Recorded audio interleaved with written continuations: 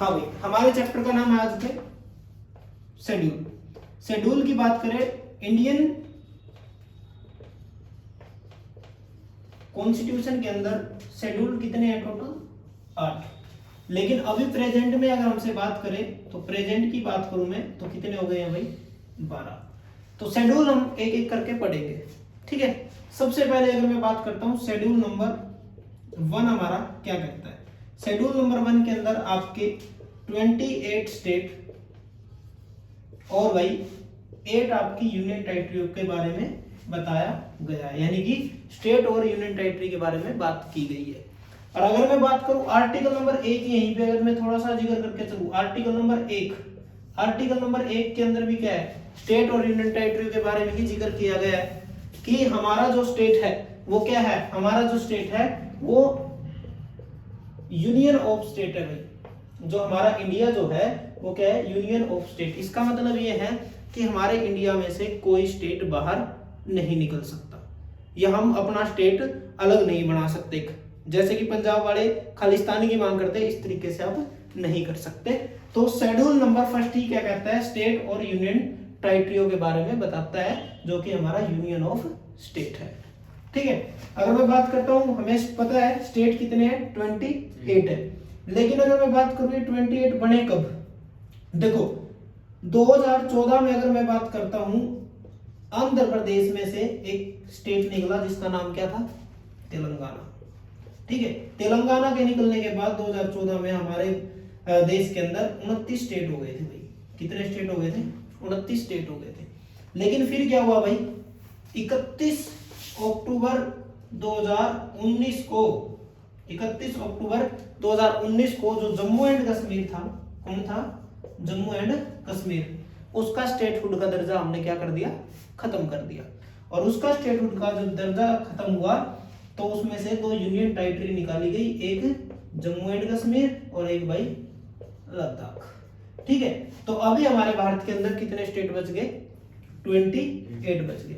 अब ऐसे में यूनियन टेरिटरी की अगर बात करूं मैं, यूनियन टेरिटरी हमारी कितनी है? यूनियन टेरिटरी की अगर मैं बात करता हूं, आपकी मैंने बताई 8 है। कितनी यूनियन टेरिटरी बताई मैंने? यूनियन टेरिटरी आपकी कितनी है भाई? 8 है। वो कैसे है? देखो अगर मैं बात करता हूं 31 अक्टूबर 2019 से पहले भारत के अंदर 7 यूनियन टेरिटरी होती थी। कितनी होती थी? 7 यूनियन टेरिटरी होती थी, 7 यूनियन टेरिटरी होती थी। लेकिन 31 अक्टूबर को कौन कौन?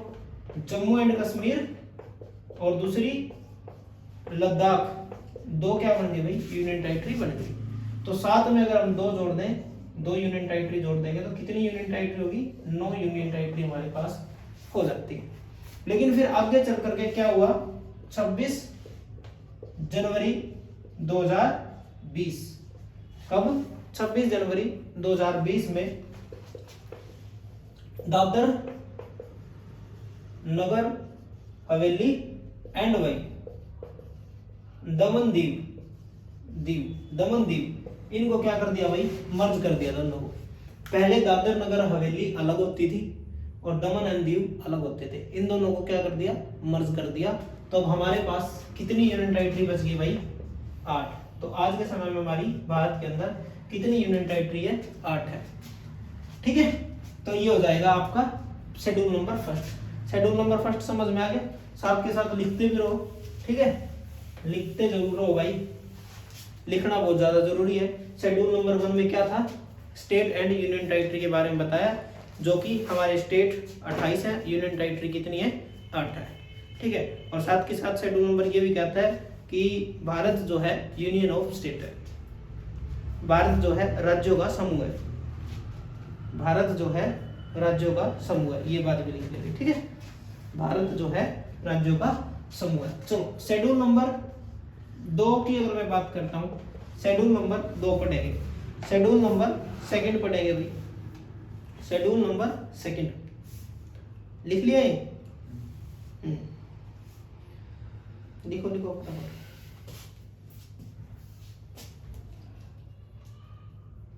हो गया? चलो शेड्यूल नंबर 2 क्या कहते हैं? जितने हमारे ऑफिसर्स हैं या पदाधिकारी हैं, हिंदी में लिखो तो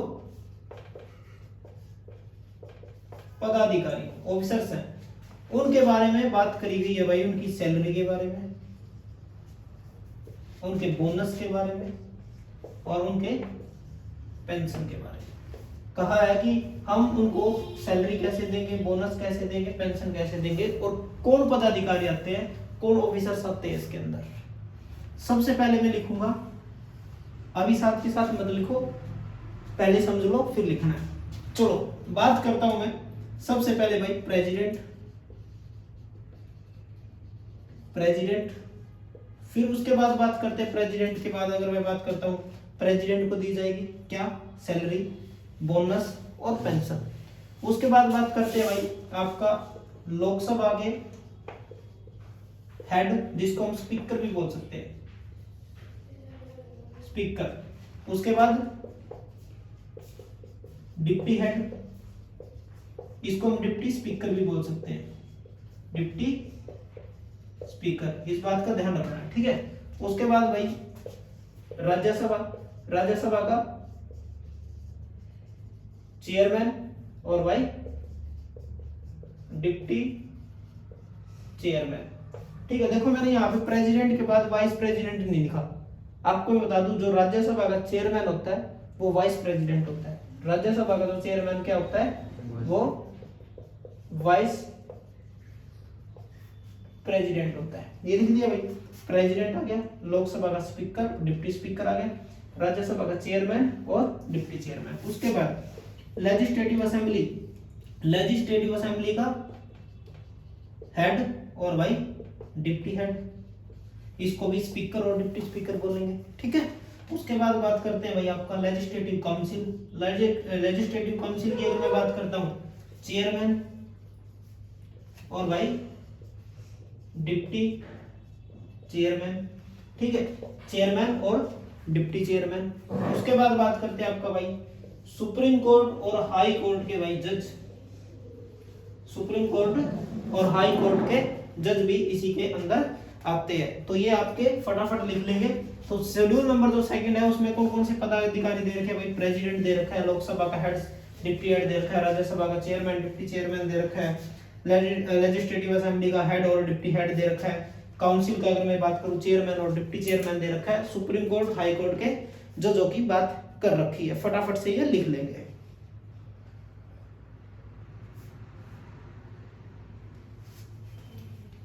ठीक है, एक और लिखना चाहो तो इसके अंदर कैग भी लिख सकते हो, CAG, CAG, controller auditor general, controller auditor in general, ठीक है।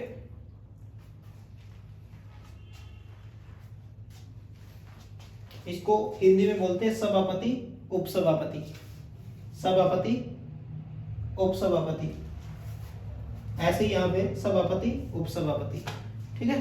इस बात का भी साथ के साथ ध्यान रखना।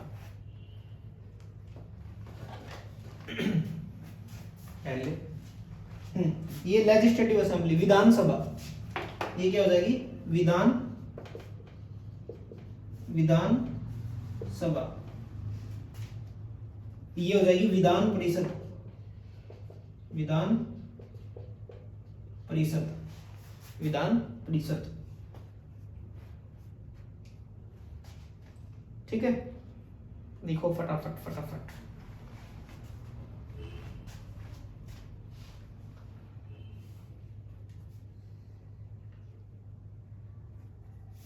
हो गया भाई, हाँ जी हो गया। चलो शेड्यूल नंबर 3 लिखेंगे। शेड्यूल नंबर 3 क्या कहता है, शेड्यूल नंबर 3 क्या कहता है, अनुसूची 3 क्या कहती है, शेड्यूल नंबर 3 क्या कहता है, ये क्या कहेगा भाई।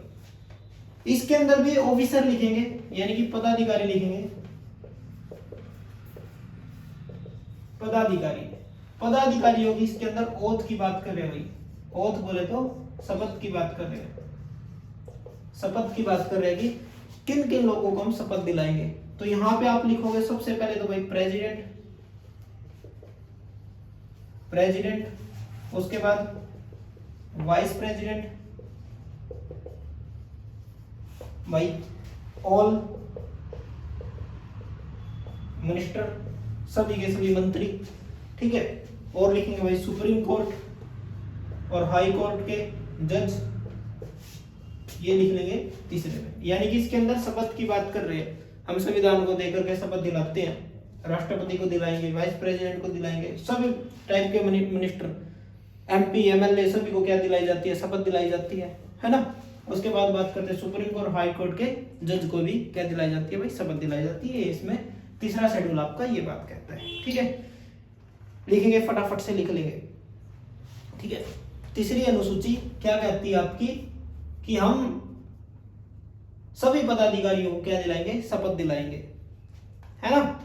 सभी पदाधिकारियों को शपथ दिलाएंगे, जिसमें राष्ट्रपति होगा, उपराष्ट्रपति होंगे, मंत्री होंगे, उच्चतम एवं उच्च न्यायालय के न्यायाधीश होंगे, ठीक है। उनको क्या दिलाएंगे भाई, शपथ दिलाने का इसके अंदर उल्लेख कर रखा है शेड्यूल नंबर 3 में, ठीक है। समझ में आ गया भाई पुनीत। चलो शेड्यूल नंबर 4, शेड्यूल नंबर 4 पढ़ेंगे। शेड्यूल नंबर 4 आपका क्या कहता है, शेड्यूल नंबर 4 क्या कहता है। इसमें है स्टेट और यूनियन टेरिटरी, यानी कि राज्य और केंद्र शासित प्रदेश जो हैं वो अपना प्रतिनिधि राज्यसभा में भेजते हैं भाई। किस में भेजते हैं, राज्यसभा में भेजते हैं अपना प्रतिनिधि। देखो आपको मैं बता दूं, सेंटर के अंदर क्या है, लोकसभा और राज्यसभा, ठीक है, पार्लियामेंट। और इसी तरीके से स्टेट में अगर मैं बात करता हूं, लेजिस्लेटिव असेंबली और काउंसिल, ये है, ठीक है। इसके लिए इलेक्शन होते हैं किसके, एमपी के। इसके लिए किसके इलेक्शन होते हैं, एमपी के। और एमपी मिलकर के एक अपना क्या चुनते हैं भाई, लीडर चुनते हैं, जो देश का क्या बनता है, पीएम। वैसे ही यहाँ पे अगर मैं बात करता हूँ, यहाँ पे इलेक्शन होते हैं एमएलए के, member of legislative assembly, MLA के इलेक्शन होते हैं। और भाई सभी एमएलए मिलकर के अपना एक लीडर चुनते हैं, जो क्या बनता है किसी स्टेट का सीएम। लेकिन आपने कभी नहीं सुना होगा कि अभी राज्यसभा के इलेक्शन चल रहे हैं या फिर काउंसिल के इलेक्शन चल रहे हैं। इनके इलेक्शन नहीं होते। इनका क्या करते हैं भाई, स्टेट और यूनियन टेरिटरी अपने प्रतिनिधित्व को आगे भेजती है, पार्टियों की सीटें डिसाइड करती है, कितनी वोट किसकी बची हुई है, सीटें डिसाइड करते हैं। जैसे हरियाणा के अंदर, हरियाणा की अगर मैं बात करता हूँ, आपके हरियाणा में राज्यसभा की टोटल 5 सीट है, ठीक है। डिपेंड करता है कि किसकी सरकार बनी हुई है, किसको कितनी सीट जाएगी, वो सारा का सारा डिसाइड कौन करेगा, स्टेट और यूनियन टेरिटरी। अपना जो प्रतिनिधि है वो किसमें भेजता है, राज्यसभा में भेजता है। समझ में आ गया यहाँ तक? कोई दिक्कत हो तो पूछ लेना, साथ के साथ कोई दिक्कत वाली बात नहीं है, ठीक है। हाँ, अगला शेड्यूल लिखेंगे भाई, schedule number 5, schedule number 5, schedule number 5, schedule number 5 के अंदर भाई एससी और भाई आपके एसटी दे रखे हैं। एससी और एसटी के बारे में वर्णन कर रखा है शेड्यूल नंबर 5 के अंदर, ठीक है। उनके ऊपर हमने एडमिनिस्ट्रेटिंग कैसे चलाना है, प्रशासन कैसे करना है, कंट्रोल उन पर कैसे करना है, ये सारी की सारी बात आपके शेड्यूल नंबर 5 में मिल जाएगी। अगला schedule, schedule number 6, schedule number 6 में आ जाएगा खाली भाई एसटी, ठीक है। और एसटी का भी कुछ एरिया है, जैसे कि मैं बात करता हूं, मैंने ट्रिक बना रखी है,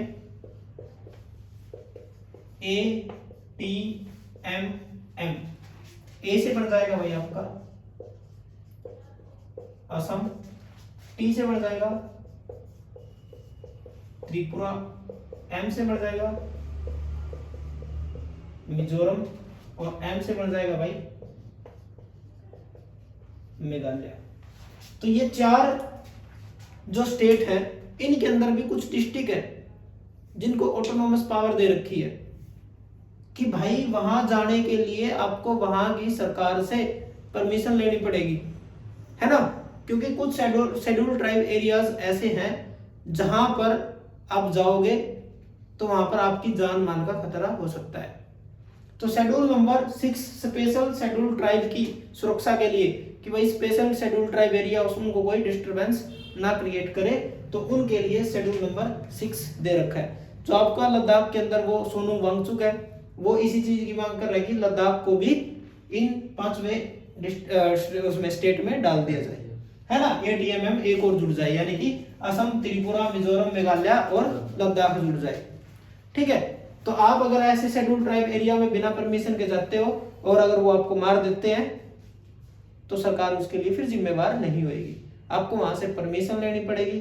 जो उनको समझ सकता है, बोल सकता है, उनको जान सकता है, और उस तरीके से आपको वहां पे फिर जाना पड़ेगा, ठीक है। तो schedule number 6 special schedule tribes के लिए दे रखा है, और वो कितने स्टेट में है, ट्रिक में बता रखे ADMM, ए से असम, टी से त्रिपुरा, एम से मिजोरम और एम से भाई आपका क्या बन जाएगा, मेघालय। शेड्यूल ट्राइब्स के बारे में इसमें बात करिए छठी अनुसूची के अंदर।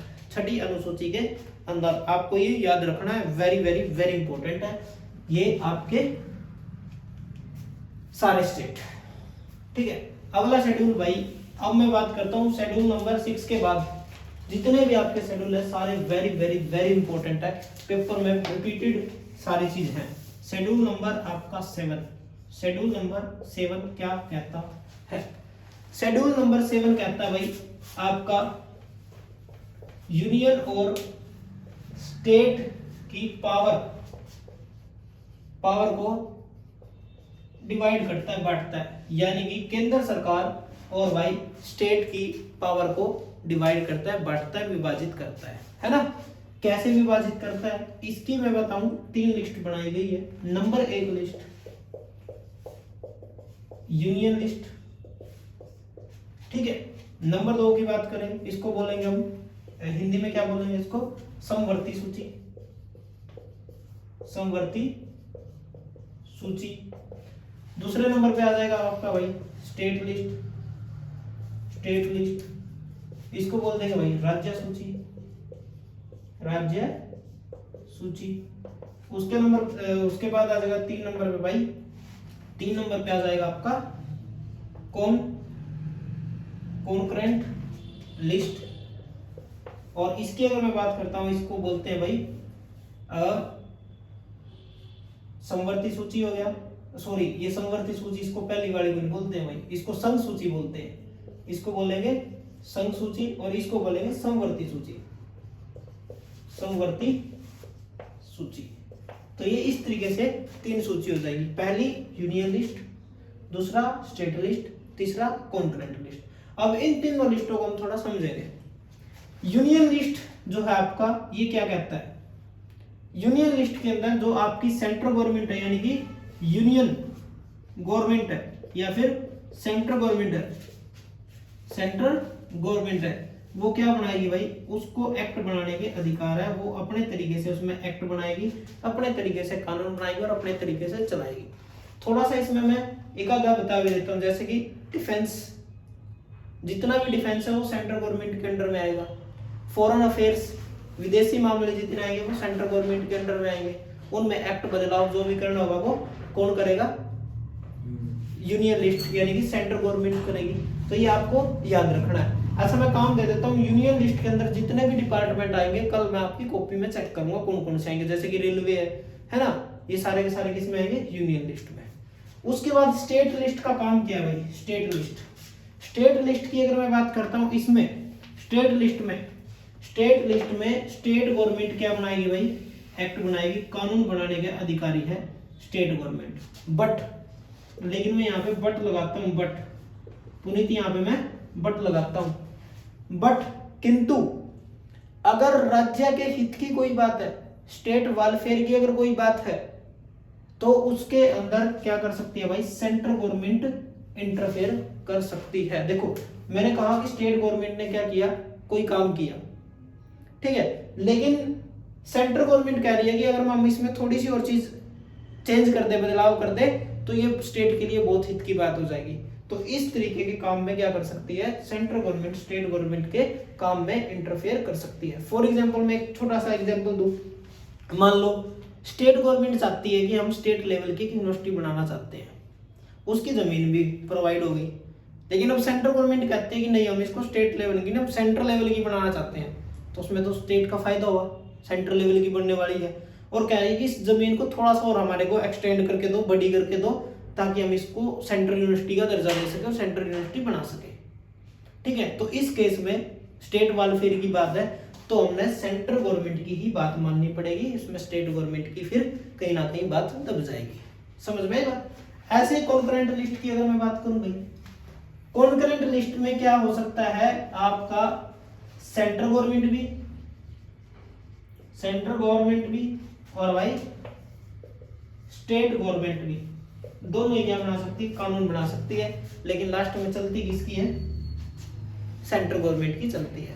समझ भाई। इसको फटाफट से लिख लो कॉपी में, फटाफट से लिखो, फटाफट से लिख लो। सब्जेक्ट भी इसके लिख लेना फटाफट से। इसमें सब्जेक्ट होते हैं 97, यानी कि इसके अंदर विषय कितने होते हैं, 97। राज्यवाणी में कितने होते हैं, 61। और भाई कॉन्करेंट में कितने होते हैं, 47। लेकिन बदलाव की अगर मैं बात करता हूँ, इसमें 100 बताते हैं अभी, बदलाव के बाद इसमें कितने बताते हैं, 100। और भाई इसके अंदर अगर मैं बात करता हूँ दूसरे वाले के अंदर जो राज्य सूची थी, इसके अंदर अभी 61 है। पहले इसके अंदर कितने होते थे, 66 होते थे। और 47 वाले में अभी कितने बताते हैं, 52 बताते हैं। तो ये बदल लेना, पहले 97 थे अब 100 हो गए, पहले 66 थे अब 61 हो गए, पहले 47 थे अब 52 हो गए। इस तरीके से लिख लेना, ठीक है। ऐसे ही अगर मैं बात करूं, 1 मिनट रुकना, ऐसे में बात करूं स्टेट में, राज्य सूची में क्या आएगा, जैसे कि एग्रीकल्चर, जैसे कि स्टेट की पुलिस, ठीक है, ये किस में आ जाएगी, ये स्टेट में आ जाएगी, यानी कि स्टेट गवर्नमेंट अपने तरीके से चलाएगी।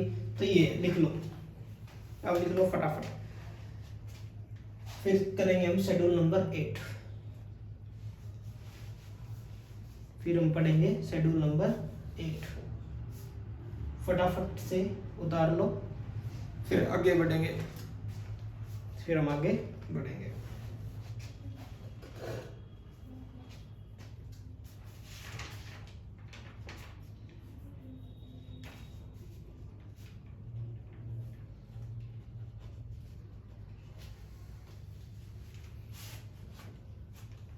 ओके, लो भाई, शेड्यूल नंबर 8 भी वेरी इंपॉर्टेंट आपका, ठीक है। इन सभी के डिपार्टमेंट का उधर से लिख के लेके आने, क्या किसके अंदर कौन सा आता है। आगे बढ़ते हैं, चलिए। शेड्यूल नंबर 8 पेपर के लिए वेरी वेरी वेरी इंपॉर्टेंट है। 8 भी भाई, 8 भी आपका वेरी इंपॉर्टेंट है। शेड्यूल नंबर 8 में पहले अगर मैं बात करता हूँ कॉन्स्टिट्यूशन के अकॉर्डिंग, इसमें 14 लैंग्वेज दी गई थी, 14 लैंग्वेज दी गई थी। लेकिन अभी कितनी बता रहे हैं, अभी इसके अंदर 22 ऑफिशियल लैंग्वेज हो गई है, ठीक है। कितनी हो गई है, 22। तो पहले 14 थी, 22 करने के लिए देखो, कभी भी ये आज बात याद रखना, कभी भी अगर मैं कहूं कि भाई कम हो गई कोई चीज, या फिर कोई चीज जोड़ दी गई, या फिर कम कर दी गई, घटा दी गई, तो ये मान के चलना इंडियन कॉन्स्टिट्यूशन के अंदर अमेंडमेंट हुआ है, बदलाव हुआ है, जिसको हम संविधान संशोधन बोलते हैं हिंदी में, और इंग्लिश में कॉन्स्टिट्यूशनल अमेंडमेंट एक्ट बोलेंगे। तो 14 से 22 करने के लिए हमने अमेंडमेंट करने पड़े होंगे। तो जो पहला अमेंडमेंट किया गया था वो कब किया गया था, 21 कॉन्स्टिट्यूशनल अमेंडमेंट एक्ट 1967, 21वां संविधान संशोधन अधिनियम 1967 लिख लेंगे। 21वां संविधान संशोधन 1967, इसमें क्या किया गया था भाई, एक लैंग्वेज एक भाषा जोड़ी गई थी, एक भाषा एक लैंग्वेज जोड़ी गई थी। और वो कौन सी लैंग्वेज थी भाई, वो थी सिंधी लैंग्वेज। कौन सी भाषा जोड़ी गई, सिंधी भाषा जोड़ी गई। फिर उसके बाद अभी कितनी होगी, 14 और 1 15 हुई, अभी भी बच गई बहुत सारी।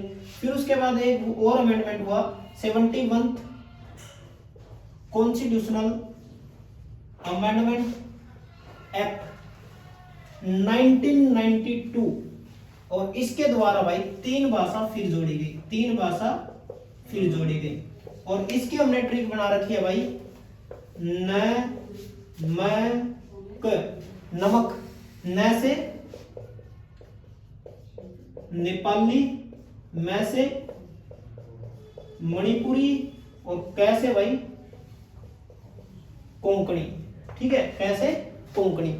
तो 3 लैंग्वेज फिर जोड़ी गई 71 कॉन्स्टिट्यूशनल अमेंडमेंट के तहत, न से नेपाल, मैं से मणिपुरी, कैसे कोंकणी।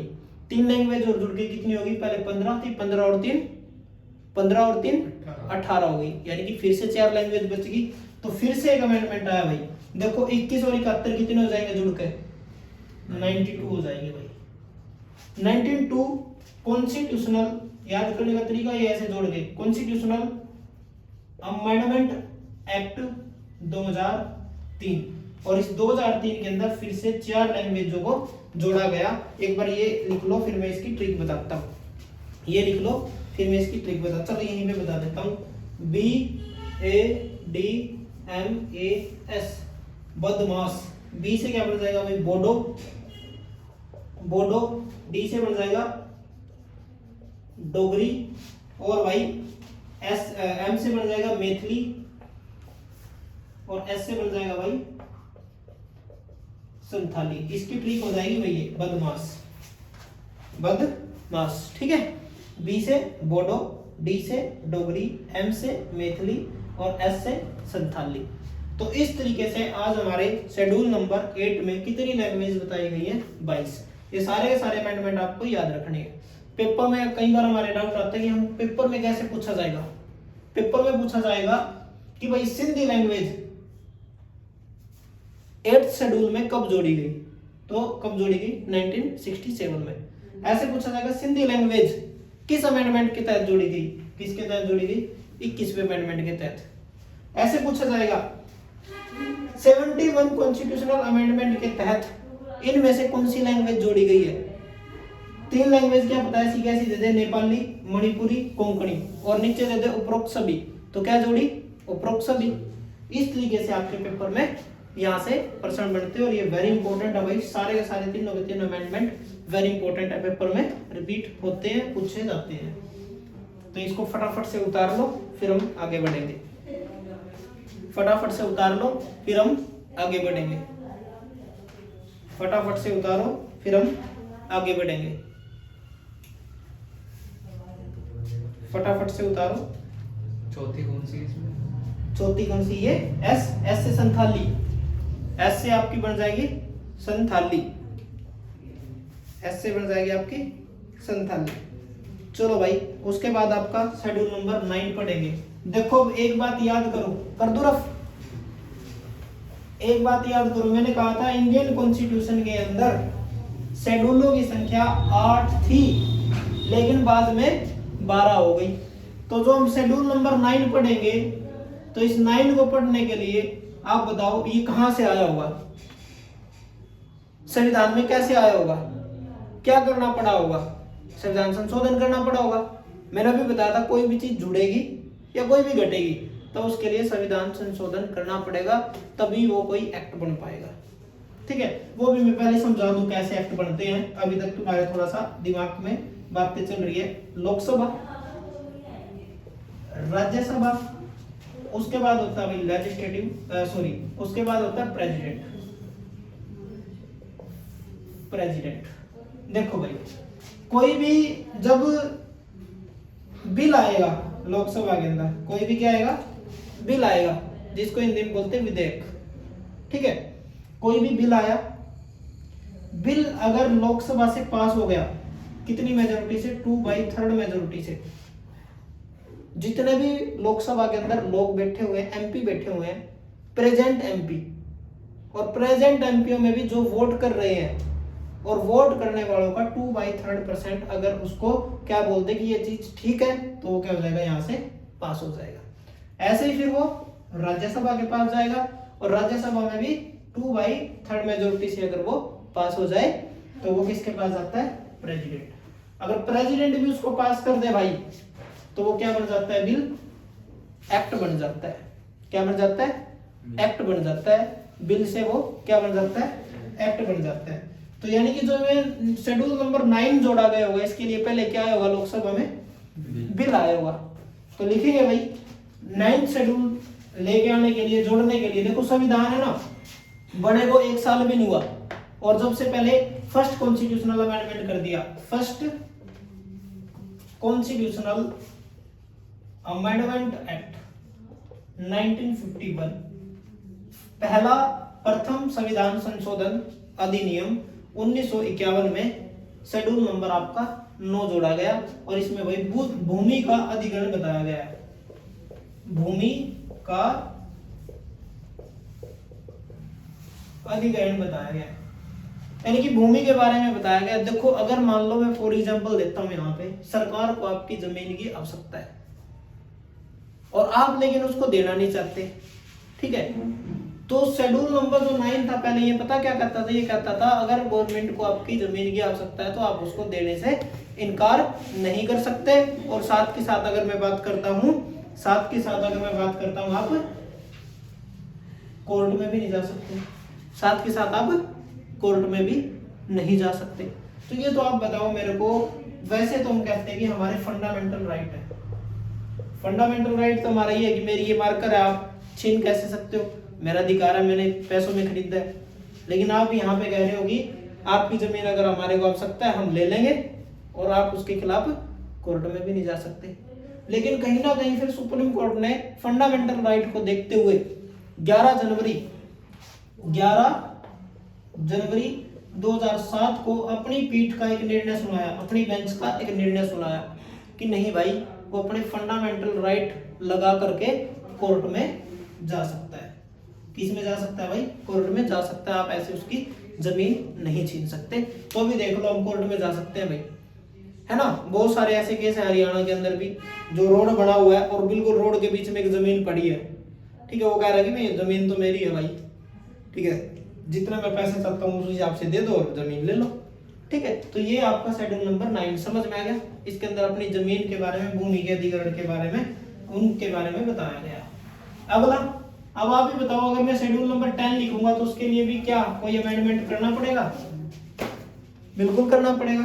तो शेड्यूल नंबर 10 लिखेंगे भाई। ये समय शेड्यूल नंबर 10 क्यों जुड़ा था? इंदिरा गांधी का समय चल रहा था, इंदिरा गांधी जी का समय चल रहा था और उस समय में बहुत लोग दल बदलने लग रहे थे। दल बोले तो पार्टी चेंज करने लग रहे थे। कोई कांग्रेस से जनता में जाने लग रहा था, कोई जनता से कांग्रेस में आने लग रहा था।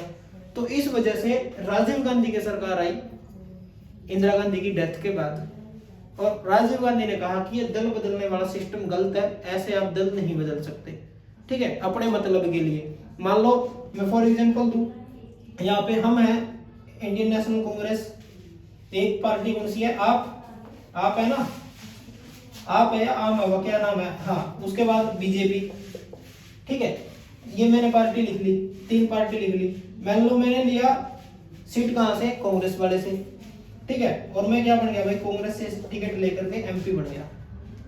अब एमपी बनने के बाद बीजेपी वालों ने मेरे से कहा कि हम आपको 15 करोड़ रुपए दे देंगे भाई, या फिर 50 करोड़ रुपए दे देंगे, ठीक है, आप कांग्रेस छोड़कर किस में शामिल हो जाओ?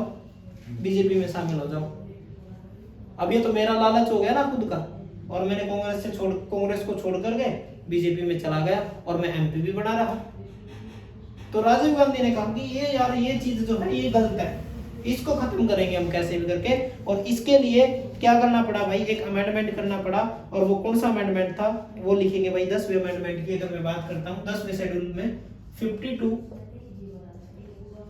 कॉन्स्टिट्यूशनल अमेंडमेंट एक्ट 1985 में एक अमेंडमेंट किया भाई, ठीक है। और इस अमेंडमेंट के तहत दल बदल को क्या कर दिया गया भाई?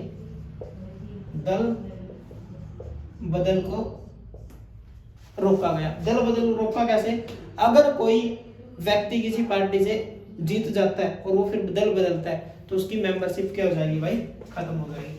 उसकी मेंबरशिप क्या हो जाएगी? खत्म हो जाएगी। अब आप कहोगे कि सर बहुत नेता अभी भी, कोई कांग्रेस से बीजेपी में भाग रहा है, कोई बीजेपी से कांग्रेस में आ रहा है, कोई आम आदमी पार्टी से कहीं जा रहा है, तो भाई वो जब जाते हैं जब वो कोई पद पे ना हो, या फिर आप अगर किसी पार्टी में, मान लो आम आदमी पार्टी में, और टोटल का 1/10 इकट्ठा एकदम से शिफ्ट हो जाए किसी अदर पार्टी में, तो भी आप उसके खिलाफ कोई कार्रवाई नहीं कर सकते, क्योंकि आधे से ज्यादा लोग तो गलत नहीं हो सकते, इतने लोग तो गलत नहीं हो सकते, है ना। तो इसी वजह से ये दल बदल एक आदमी पे 2 आदमी पे 3 आदमी पे जैसे छोड़ के जाएंगे उनके ऊपर कार्रवाई की जाएगी, उनका मेंबरशिप खत्म कर दी जाएगी और तो उनके ऊपर कोर्ट केस भी किया जाएगा, कार्रवाई की जाएगी। ये था आपका भाई दल बदल कब आया था 1985 में। चलो भाई आगे बढ़ते हैं। अगला schedule, schedule number 11, very important है भाई शेड्यूल नंबर 11। शेड्यूल नंबर 11 भी वेरी वेरी वेरी इंपॉर्टेंट है। इसके लिए 73 कॉन्स्टिट्यूशनल अमेंडमेंट एक्ट 1993 करना पड़ा भाई, 1993 में शेड्यूल नंबर 11 को जोड़ा गया। और शेड्यूल नंबर 11 में क्या जोड़ा गया भाई इस अमेंडमेंट के तहत? पंचायती राज, पंचायती राज जोड़ा गया भाई। क्या जोड़ा गया? पंचायती राज जोड़ा गया भाई, पंचायती राज। तो यहाँ पे अगर मैं बात करूं पंचायती राज का सपना किसका था? राम राज्य का सपना किसका था? राम राज्य का सपना किसका था भाई? ये सपना जो था ये महात्मा गांधी जी का था, M.K. गांधी, महात्मा गांधी जी का ये सपना था। महात्मा गांधी जी का ये सपना था कि भारत जो है उसके अंदर पंचायती राज आए, लोकल सेल्फ गवर्नमेंट आए। लेकिन इस सपने को पूरा किसने किया था भाई? महात्मा गांधी जी के पंचायती राज कौन ले गया था? पंडित जवाहरलाल नेहरू। और पंडित जवाहरलाल नेहरू ने भाई 2 अक्टूबर 1959 में सबसे पहले भाई पुनीत आपके स्टेट से, राजस्थान से, राजस्थान का एक डिस्ट्रिक्ट था जिसका नाम था नागौर डिस्ट्रिक्ट में सबसे पहले पंचायती राज शुरू करवाने का काम किसने किया था? पंडित जवाहरलाल नेहरू जी ने किया था। लेकिन प्रॉपर तरीके से पूरे इंडिया की बात करें तो अमेंडमेंट कब आया?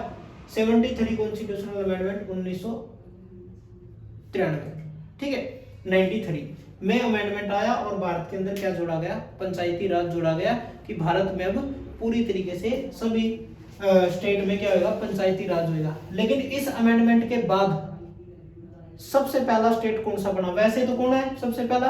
राजस्थान, नागौर। लेकिन इसके बाद पूछ ले तो लिखेंगे कर्नाटका। इस अमेंडमेंट के बाद सबसे पहले कौन सा स्टेट था जिसने पंचायती राज को लागू किया था? वो था भाई कर्नाटका था आपका। कर्नाटका ने सबसे पहले पंचायती राज को अपनाया। सबसे पहले इस अमेंडमेंट के बाद कर्नाटका ने पंचायती राज को क्या किया था? अपनाया था, ठीक है। राजस्थान तो इस अमेंडमेंट से पहले हो गया ना, ठीक है। वो तो मैंने क्या बताया? 2 अक्टूबर 1959। अगर ऐसे पूछ ले आपसे कि भारत में सबसे पहले पंचायती राज किसने अपनाई, तो क्या आंसर देना? 2 अक्टूबर 1959 में राजस्थान के नागौर डिस्ट्रिक्ट में सबसे पहले पंचायती राज आया। लेकिन अगर आपसे प्रश्न पूछ ले कि इस अमेंडमेंट 73 अमेंडमेंट के बाद सबसे पहला स्टेट कौन सा बना जिसने पंचायती राज को अपनाया, वो कौन बन गया? कर्नाटका। दोनों प्रश्न अलग अलग हैं और दोनों के तरीके अलग अलग हैं भाई, ठीक है। अच्छा भाई अब लिखेंगे भाई इसके अंदर कितने सब्जेक्ट रखे गए थे इनके द्वारा। सब्जेक्ट पंचायती राज के विषय कितने होंगे? 29 विषयों पर काम करेगी भाई पंचायती राज। कितने विषयों पर? 29 विषयों पर काम करेगी। और भाई 24 अप्रैल 1993 को पूरे भारत में इसको लागू किया गया था, इस अमेंडमेंट को। बिल पास हो गया पहले ही, लेकिन 24 अप्रैल 1993 में पूरे भारत में इसको क्या कर दिया गया था? लागू कर दिया था। और इसी वजह से 24 अप्रैल को पंचायती राज डे के रूप में मनाया जाता है। पंचायती राज डे के रूप में मनाया जाता है 24 अप्रैल को, ठीक है भाई। ये बात भी आप अपनी यहाँ पे लिख दोगे। अब देखो ये तो पंचायती राज आ गया लोकल सेल्फ गवर्नमेंट के अंदर, लेकिन म्युनिसिपल कॉर्पोरेशन भी को भी तो जोड़ना है हमने, यानी कि शहर के अंदर भी तो लोकल सेल्फ गवर्नमेंट होनी चाहिए।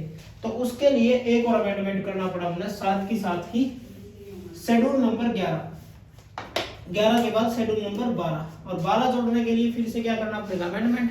अब लिखेंगे 74th कॉन्स्टिट्यूशनल अमेंडमेंट एक्ट 1993।